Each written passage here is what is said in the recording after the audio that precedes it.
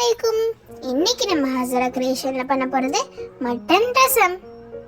வாங்க எப்படி பண்றதுன்னு பார்க்கலாம்.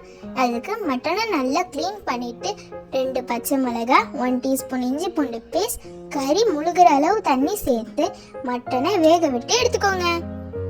4 தக்காளியை கட் பண்ணி ஒரு பவுல்ல சேர்த்துங்க. அதுல 1 டீஸ்பூன் உப்பு சேர்த்துக்கலாம்.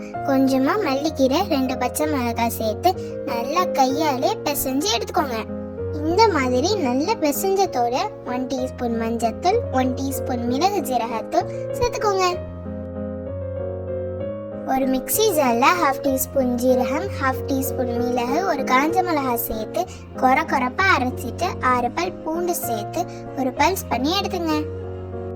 மட்டன் வெந்ததோட மட்டன் தனியா, தண்ணி தனியா மாத்திங்க.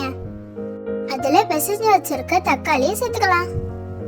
ரசம் பண்ற பாத்திரத்துல 1 டேபிள் ஸ்பூன் ஆயில், கொஞ்சமா கடுகு சேர்த்து கடுகு வெடிச்சதோட 1/2 டீஸ்பூன் வெந்தயம், ஒரு காஞ்ச மிளகாய், 1/2 டீஸ்பூன் மஞ்சத்தூள், பூண்டு அரைச்சு வச்சிருந்ததை சேர்த்து நல்லா முருக விடணும்.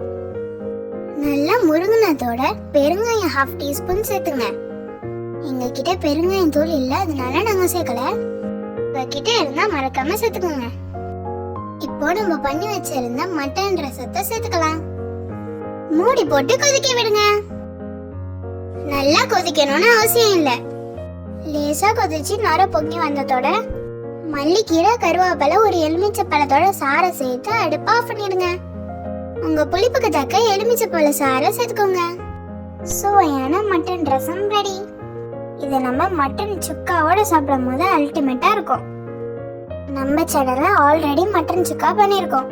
மட்டன் சுக்கா வீடியோட லிங்க் நான் டிஸ்கிரிப்ஷன்ல கொடுக்குறேன். உங்களுக்கு தேவைப்பட்டா மறக்காம ட்ரை பண்ணி பாருங்க.